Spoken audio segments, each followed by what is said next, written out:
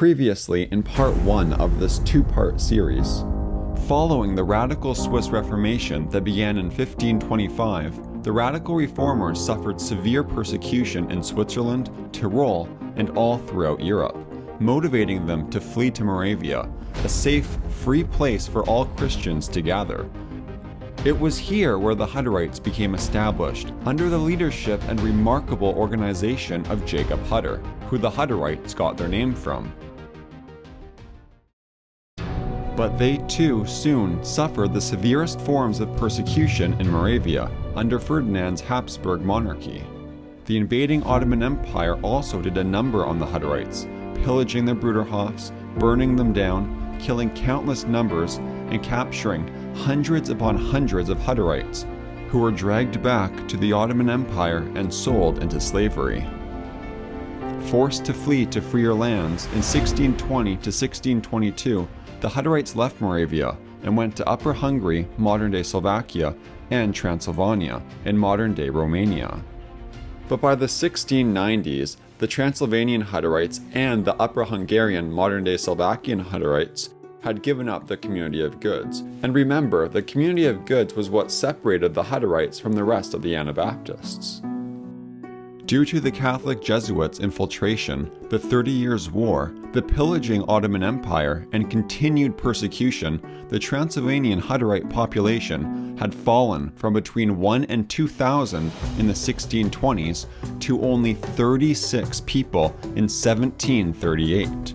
This extremely low population was putting severe strains on any possibility of the Hutterites having a prosperous future, let alone anything like what they had experienced in their Moravian Golden Age. But although the persecution took its toll on the Hutterites, an act of God happens to the Hutterites in 1755.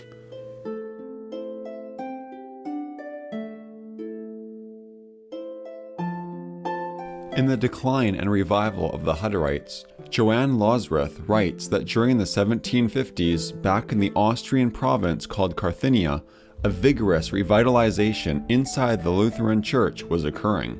Lutheranism was spreading rapidly throughout Carthinia, especially in the Gale Valley, in Paternien, and in the Himmelberg and Spittal districts.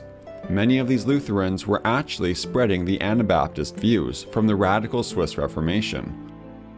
Many of these Lutherans were likely the descendants of the earlier Anabaptists, who had handed down their views under complete persecution, and whose Anabaptist views had been festering in silence up until now. By the 1750s, the authorities were beginning to crack down on these secret Anabaptist Protestants through investigation and the confiscation of books. Eventually, the governor of Carthinia ordered to cleanse the Archduchy of Carthinia of the heretics. Losreth writes that all those who confessed the Protestant faith and were not willing to give up their faith had to sell their possessions and leave the land. Under the command of Empress Maria Theresa, they were sent to another country where they would not be able to strengthen the opposing Protestant forces. In this new country, Empress Theresa promised to give the exiled Carthinian Protestants dwellings, land, and meadows. And in 1755, under the orders from the ruler of the Habsburg monarchy, Maria Theresa, the group of Protestants from Carthinia were deported to Transylvania.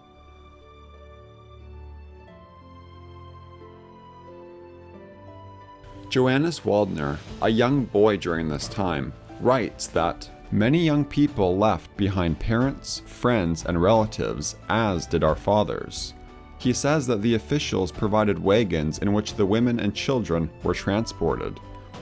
Their property was enlisted and appraised, and they were promised that the sales price would be sent to them.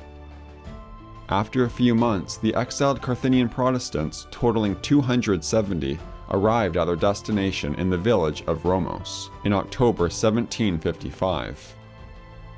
Romos was only 20 kilometers away from Alwins, where the Hutterites were living.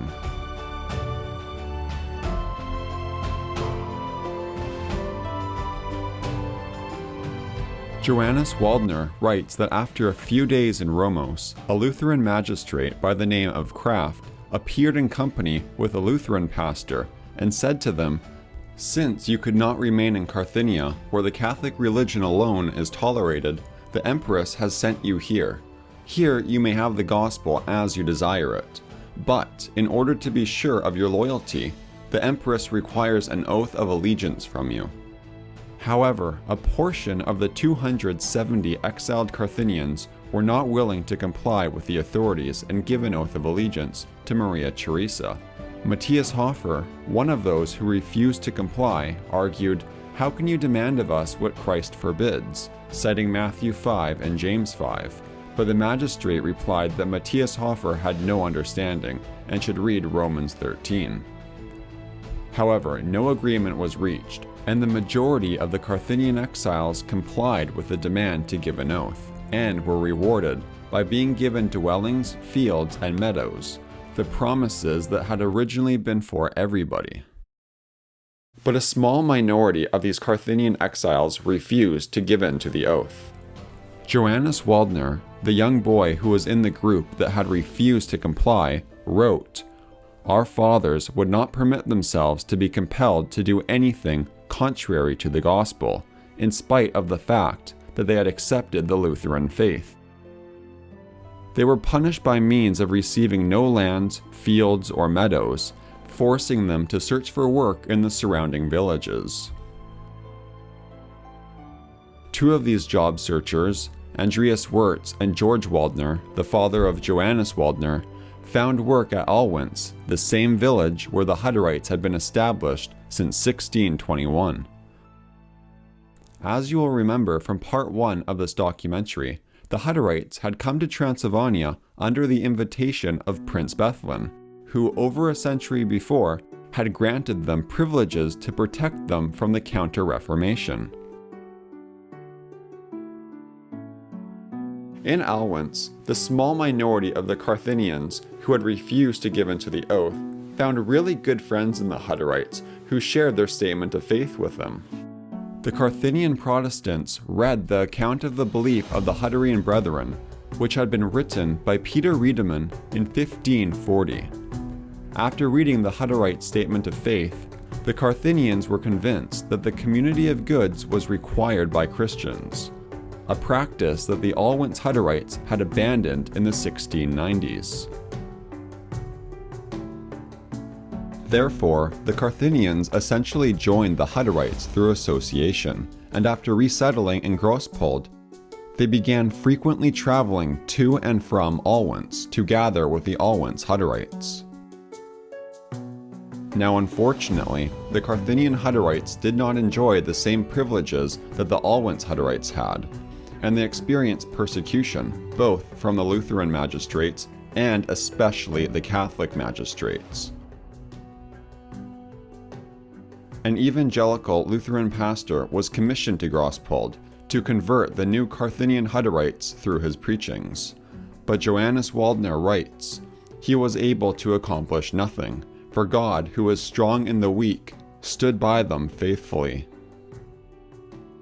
The brethren remained united, separated themselves from the Lutheran villages, and held their own worship on Sundays in the house of Andreas Wirtz. In April of 1761, the Carthinian Hutterite families began moving to Kreutz.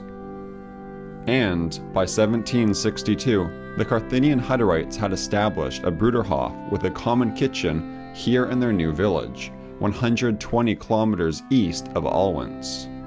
This Bruderhof was based on the teachings and doctrine of the Hutterites, and received aid and help from the Hutterites in Alwins. And more Carthinian families began relocating to the Carthinian Bruderhof in Kreutz. John Hostetler writes that the Bruderhof in Kreutz reached a population of 46 people, until the locals began to become uncomfortable with their growing population.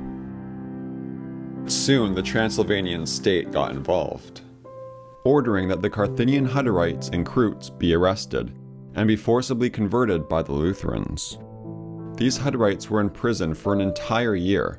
Once they were released, it was decided that the best way to convert them to Lutheranism would be to divide the Carthinians up and send them into separate, isolated villages, where they would not be able to communicate with each other. In the decline and revival of the Hutterites, Losruth writes that the state sent some to Kokelberg and others to the districts of Medadicia and Rapes, among others. But Johannes Waldner wrote at this time, God provided that within 10 days they knew of each other's whereabouts, and thus they were able to maintain fellowship in spite of the spatial separation. Slowly but surely, the brethren began to re-establish a community at Kreutz. But the government soon responded with harsher treatment.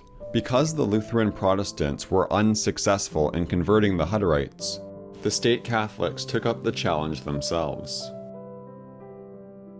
In September of 1763, after Empress Theresa had achieved peace with Prussia, she began focusing inward, becoming bent on eradicating the heretical sects within her domain. Originally in 1621, when the Hutterites had come to Transylvania, they received many protections from the persecution of the Counter-Reformation, under the agreements that they would not do any missionary work. However, the Transylvanian state conveniently interpreted the Carthaginians joining the Hutterites as missionary work.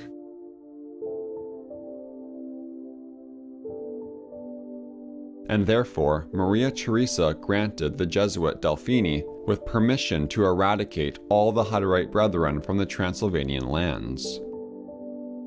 And a few months later, in November, Delphini began his work in Alwins, demanding that the Hutterites give up their books and forcing them to come to his Catholic sermons. In Delphini's first sermon, which the Hutterites were mandated to attend by force, Delphini read from the Gospel of John, chapter 16, where Christ says to his disciples, "I have yet much to say to you, but you are not able to bear it now." Here, Delphini is saying that the Hutterites lacked biblical knowledge. Delphini then continued his sermon, teaching how great the Catholic faith was, by describing the incredible miracles that had been performed by the Catholic saints, and specifically the miracles which had been performed by a Jesuit, who had removed a mountain. Once Delphini had ended his mandatory sermon, he asked the congregation how they liked it. One man stood up to Delphini and challenged him in his teachings, and that man was named Joseph Kur. Joseph proclaimed, "What you have repeated from the gospel I know as well as you do, and what you have said about your many saints, that I do not believe. And what you said further about the Jesuit who moved a mountain is a Jesuit lie. The meaning of this part of the gospel is quite different. Jesus means the rulers of the world, who, like a mountain, stand in the way of the truth. They shall be moved by the firm faith of the God-fearing." Then Delphini and Joseph debated infant baptism, with Delphini commanding that infant baptism was the true Christian baptism. After their dispute, Joseph proclaimed, "You have made no Catholic of me, and from this day I shall no longer attend your preachings." Afterwards, Delphini met Joseph on the street, wagging his finger up close in Joseph's face, threatening him, saying, "Just wait, I'll teach you." Joseph then replied to Delphini, saying, "What will you teach me? You will not be able to do more than God will permit." But for Joseph's brave defiance, Delphini chose to make an example out of him. Joseph Kur was imprisoned for 3 years in Klausenburg. After his imprisonment, the authorities took Joseph Kur and another Alwins brother, Joanna Stahl, to the Polish border and ordered them never to return to Transylvania again. So what did these two Hutterite brothers do now that they were expelled from their home? Did they get upset and give up? No, of course not. Instead, these two Hutterites used this horrible expulsion to form a secret plan to save their people. They used their expulsion from Transylvania as an opportunity to search for more free and tolerant lands, where they could relocate their people to someday in the future. And the two of them traveled through Poland to Moldova, and then to Wallachia. But while these two men were off in distant lands, searching for more suitable places for the Hutterites to live, back home in Transylvania, things were not looking so good. Hired mercenaries were kept on the Hutterites' property in Alwance, forcing them to attend Jesuit Delphini's Catholic services. While most of them did end up converting to Catholicism, 19 of the Alwance brothers refused to do so, and would frequently escape to their fellow Hutterites Bruderhof in Kreutz, but only to be brought back to Alwance by the authorities.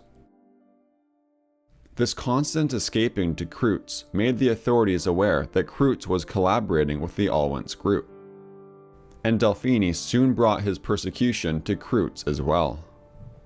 The brethren were arrested and scattered to different villages in hopes of separating them.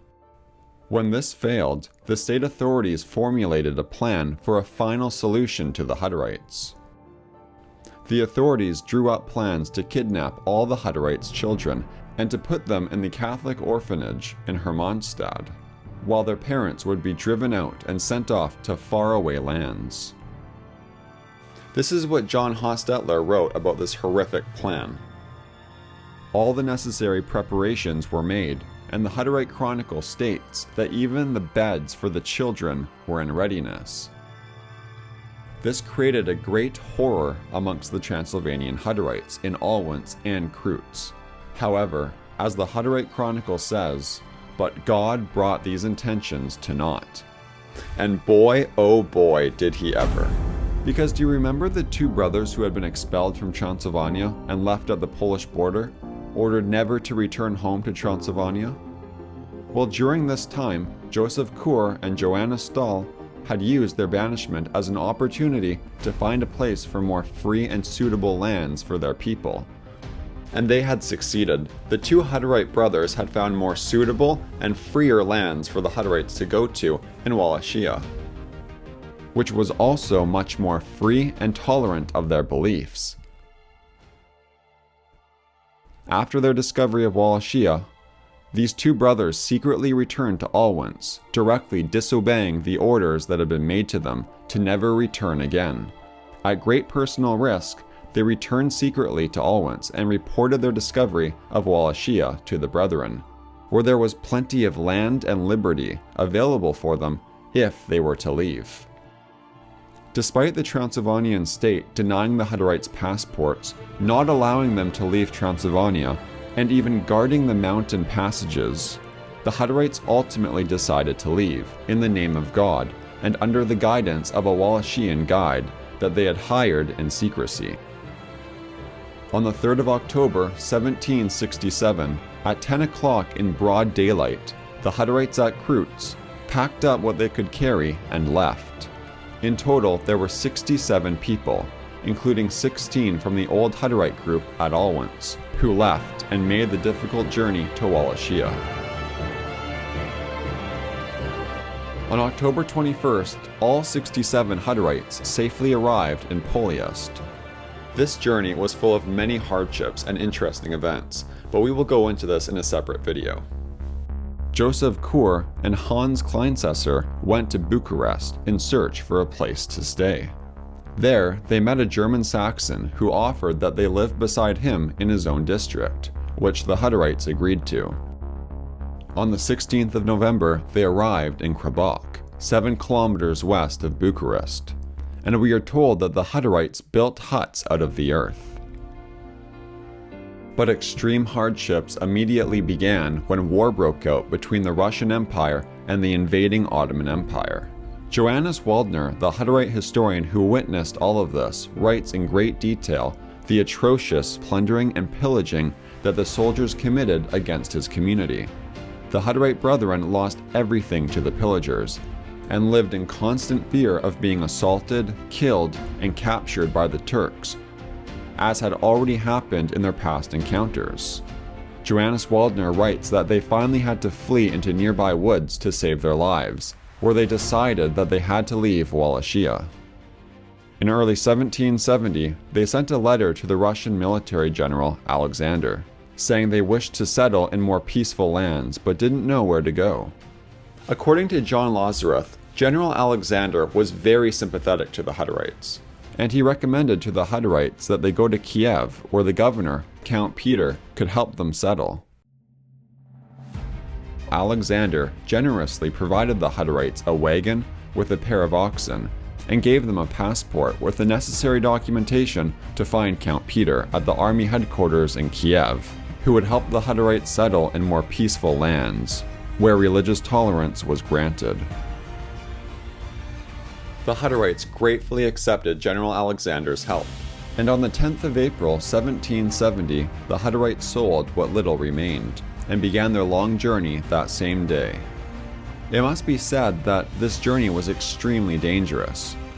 John Hostetler writes that the traveling Hutterites were robbed of their best garments and rarely slept under a roof at night.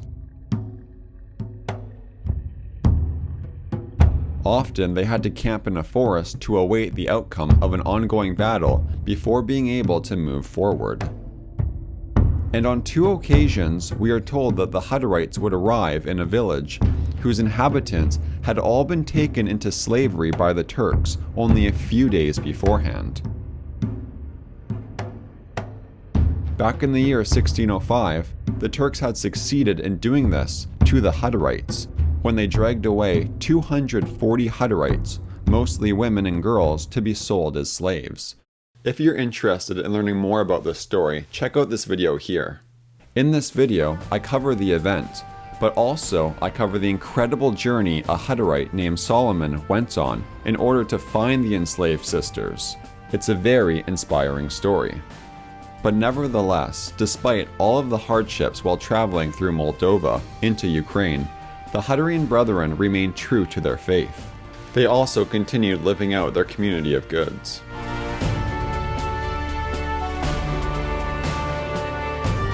But most incredibly, all of their priceless books and centuries-old writings were kept safe and taken to Kiev undamaged.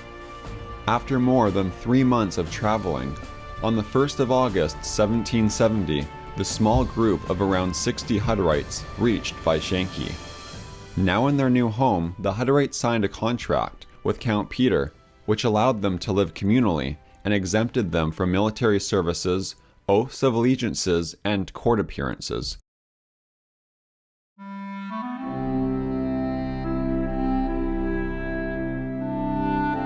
The Hutterites, being an extremely industrious people, did not waste any time in their new home. On the 27th of July 1771, in less than a year after their arrival, the Hutterites held their first worship in their newly built house.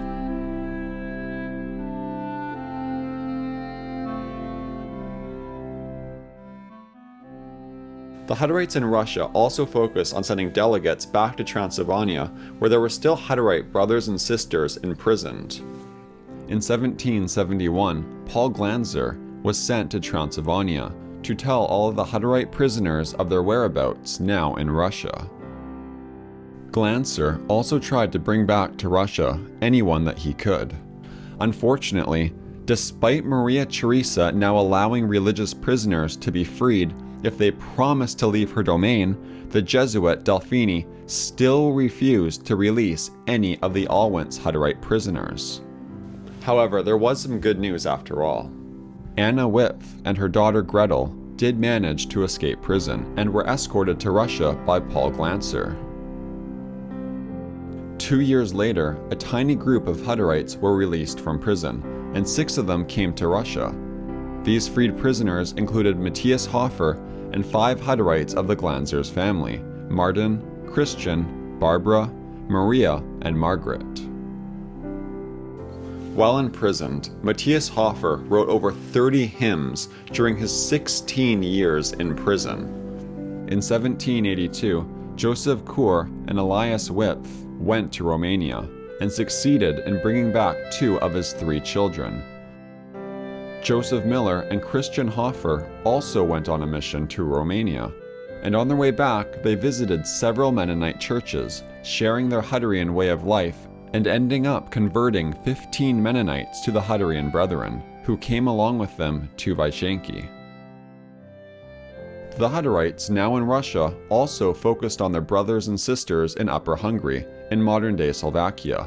In the following years, the Hutterites in Vyshenki succeeded in bringing a total of 56 Upper Hungarian Hutterites with them to Vyshenki.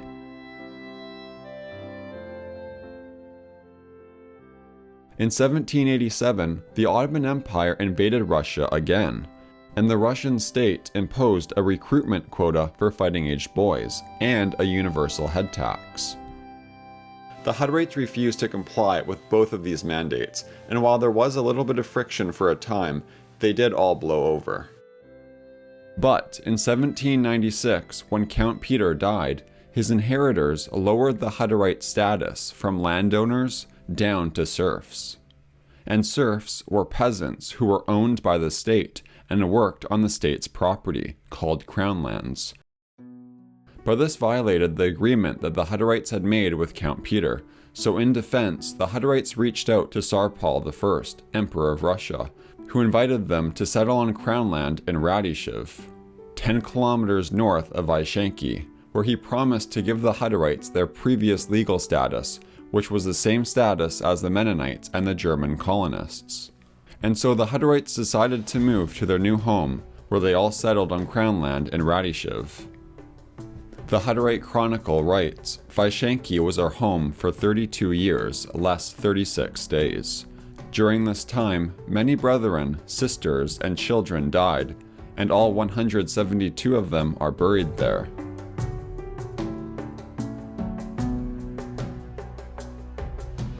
By March 1802, all the Hutterites now lived in Radyshiv.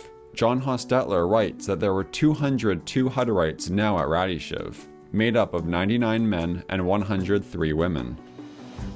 Between May and November, the Hutterites built over 19 buildings, which included kindergarten and school buildings. Hostetler writes that the workshops occupied the ground floors of the buildings, while the second floors were used as sleeping quarters, similar to the pattern in Moravia. The economic activities in Radyshiv consisted of many things, including agriculture, weaving, pinning, spinning, pottery making, tailoring, shoemaking, leatherworking, blacksmithing, and much, much more. Their linen weaving was so well known that in 1808, the historian Heinrich Stork claimed that their weaving was one of the best 3 in all of Russia. However, soon there became a really big division. Radyshiv became divided between 2 preachers on the topic of community of goods. Johannes Waldner, who had been a child among the Carthaginian exiles when they came to Transylvania, said openly, "I would rather go to the martyr's stake than give up the old practice." On the other hand, Jacob Walther, who was from the Sabbatisch Bruderhof in Upper Hungary, wished to abolish the community of goods altogether.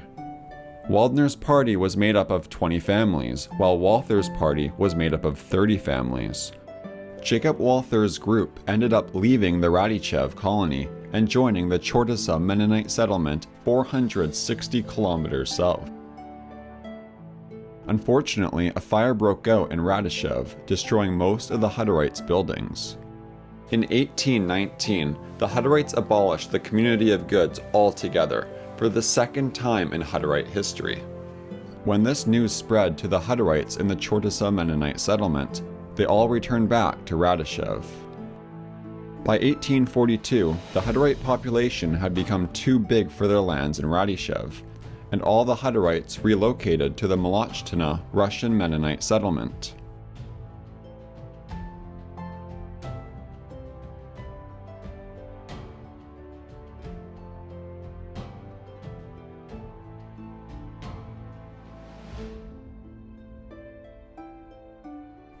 Here, the Hutterites founded the village called Hutterthal, which was located 20 kilometers from the city of Melitopol. Here in Hutterthal, the Hutterites numbered 384 people, with 185 males and 199 females, in 69 families. At this settlement, the 384 Hutterites were surrounded by at least 6,000 Mennonites, and shared a lot of similarities with them, especially because they no longer lived communally. However, the Hutterites did live simpler and were more conservative, especially in their dress. For example, the Mennonites would smoke tobacco, but the Hutterites did not.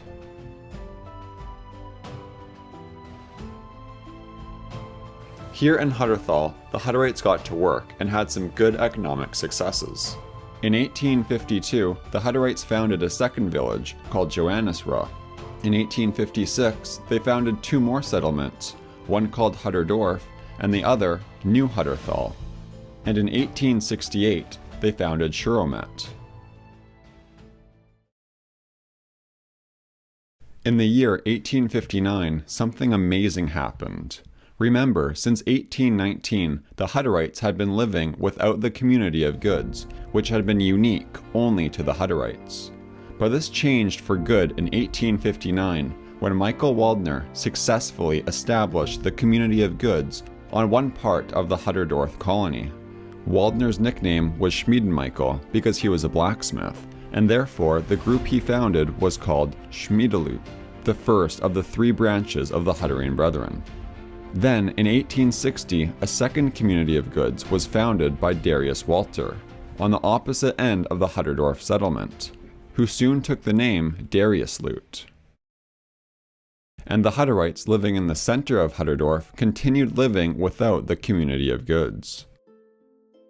But while the Hutterites were returning to their true doctrinal past, Russia was undergoing Russification. Policies were put in place to assimilate the non-Russian minorities, including the German colonists, the Mennonites, and the Hutterites, into the mainstream Russian culture.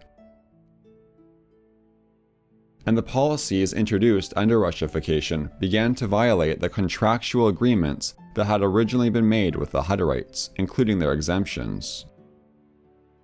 In 1864, the Primary Schools Bill mandated that Russian must be the only language used for instruction in schools. And in 1871, there was another law mandating that all military-aged boys, including Hutterites, be qualified for military service. In response, the Mennonites and Hutterites offered to colonize underdeveloped places in Russia, but the state officials turned them down. So ultimately, the Mennonites and Hutterites sent delegations to various countries, including America, to find places to relocate to. In 1873, both the Hutterites and Mennonites sent delegations to the United States, where they ultimately decided to relocate to.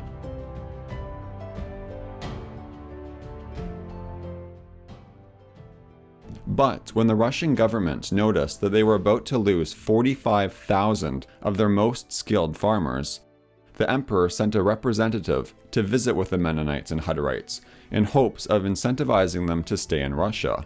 He offered them alternative forms of military services, among other things.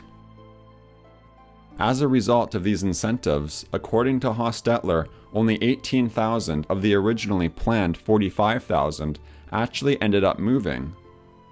Among these 18,000 were all the Hutterites, both who lived communally and non-communally.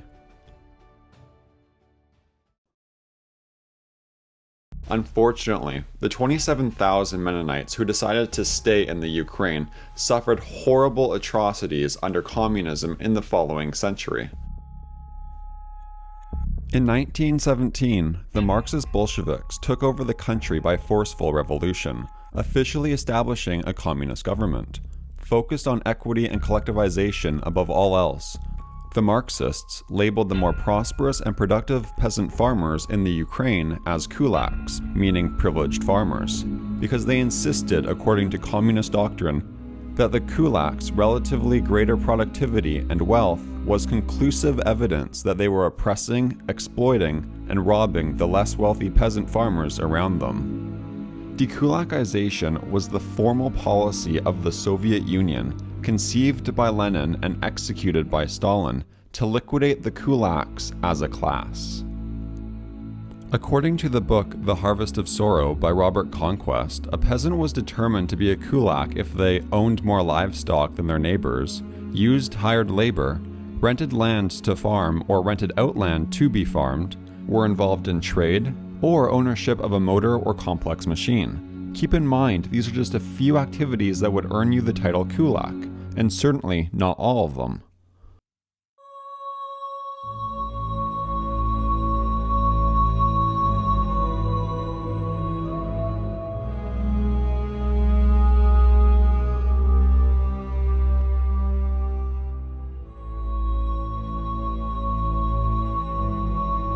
Those labeled as kulaks had their crop harvests and property confiscated, causing mass poverty and starvation. The kulaks that were not executed were sent off to communist slave labor camps called gulags in places like Siberia. Thus, in the name of equity, the Bolsheviks attempted to kill all of the privileged farmers, or kulaks, in the Ukraine. This genocide is known as the Holodomor. And while many Mennonites saw the writing on the wall and managed to escape this horrific genocide before it happened, thousands upon thousands of Mennonites were among the 6 to 10 million Ukrainians who died in the Holodomor.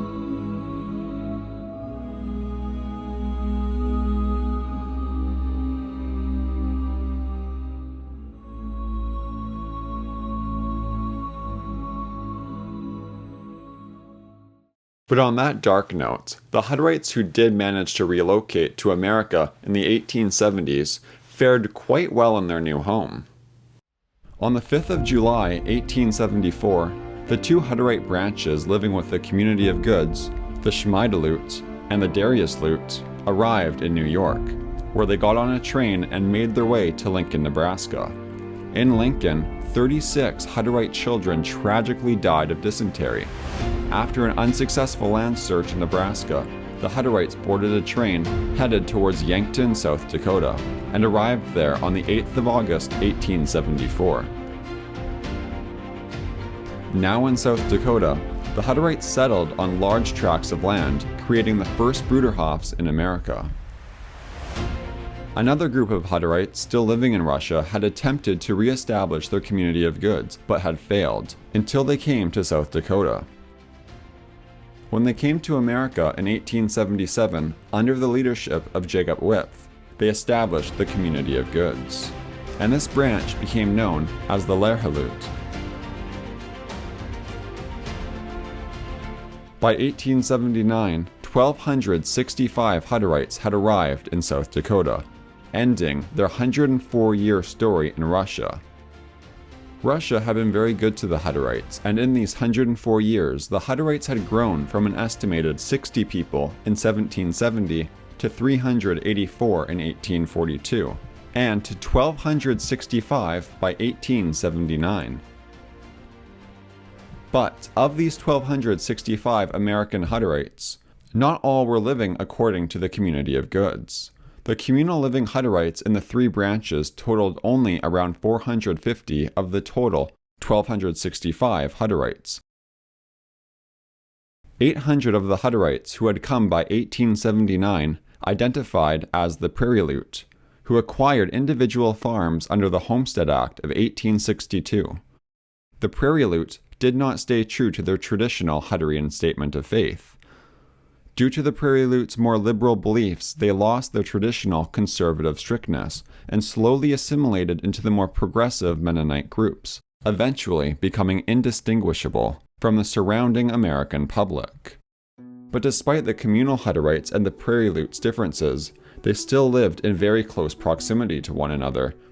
The Hutterites also lived by the Mennonites who had left Russia, who settled south of them, and also near the Low Germans who had colonized Russia under Catherine the Great, who also lived near the Hutterites, although in much larger numbers than the Hutterites.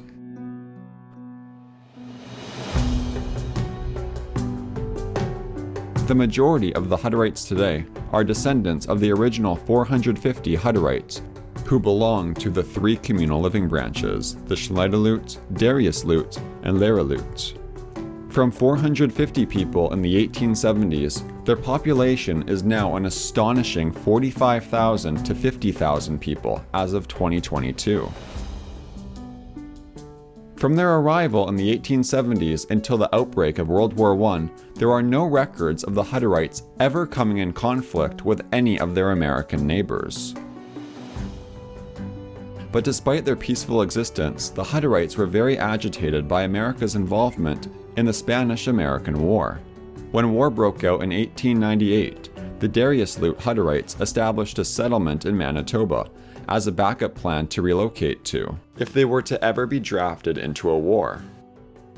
The Hutterites were initially considered very desirable by the Canadian immigration authorities because of how hardworking and successful their colonies in South Dakota were. Thus, the Canadian immigration authorities granted the Hutterites the exact same exemptions as they had granted to the Mennonites.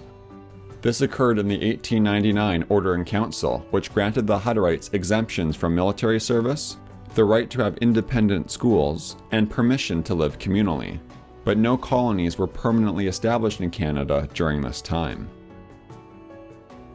But most of the Hutterites sought to leave the United States for Canada in the aftermath of World War I, after the Hutterites suffered persecution by the American authorities and citizens for refusing to take any part in the war effort. The worst case was that of two Hutterite brothers named Michael and Joseph Hoffer, who were drafted to fight in World War I, and were imprisoned at Alcatraz before being transferred to the disciplinary barracks at Leavenworth Military Prison in Kansas, where they tragically died.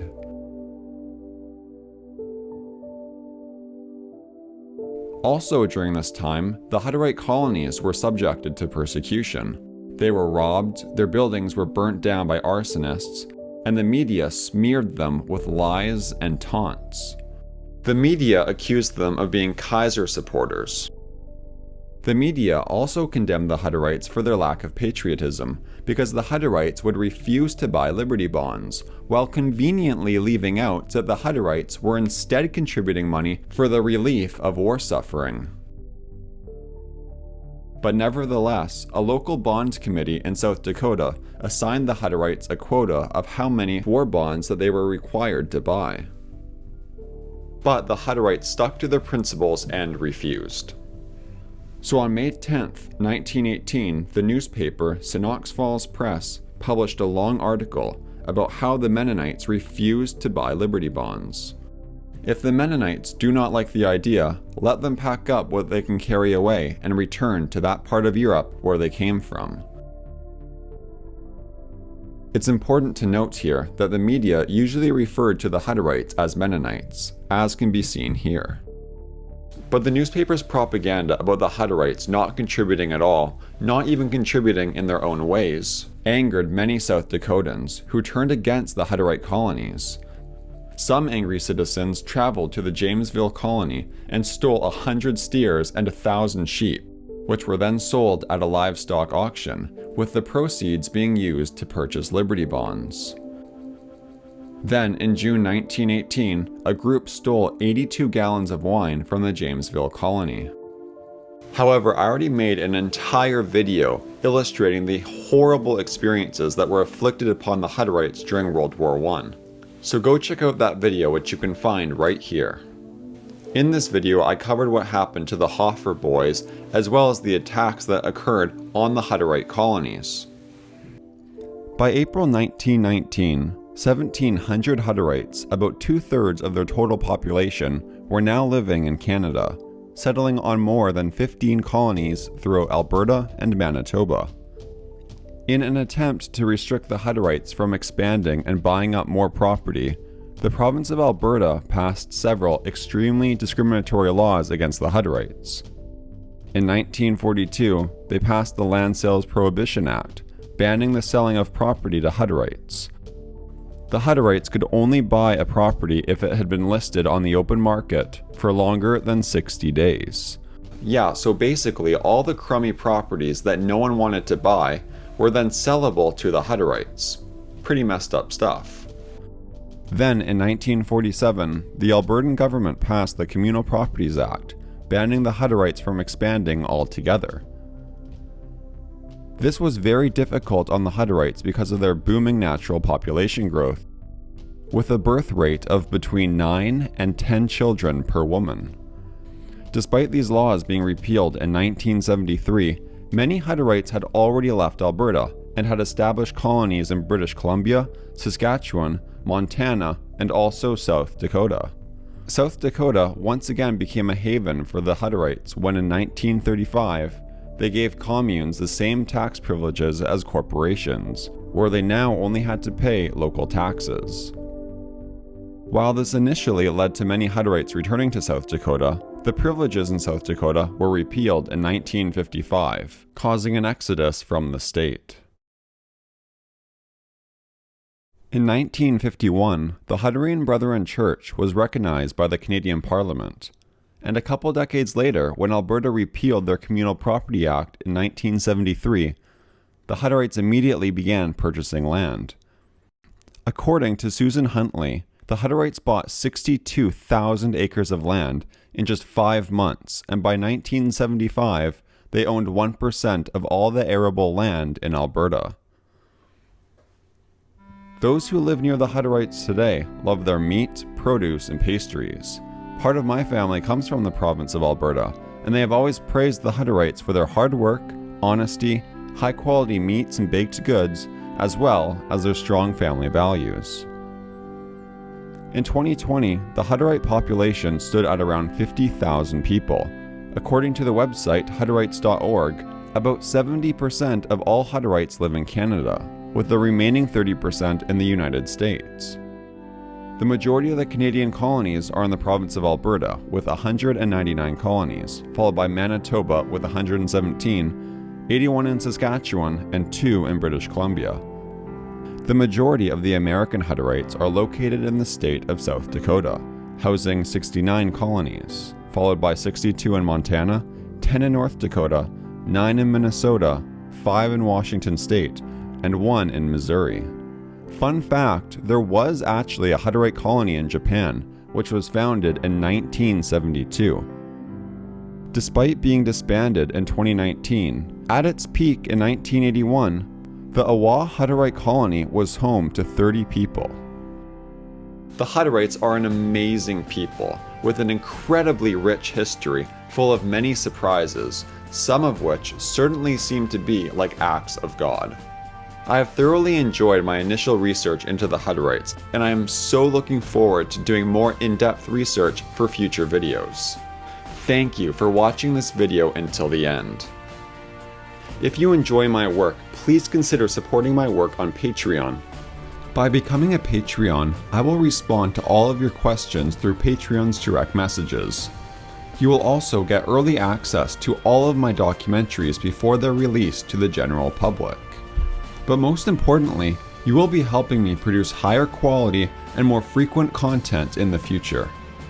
I appreciate you for watching until the very end. Take care of yourself, and always remember, you are beautiful and unique. Have a great rest of your day.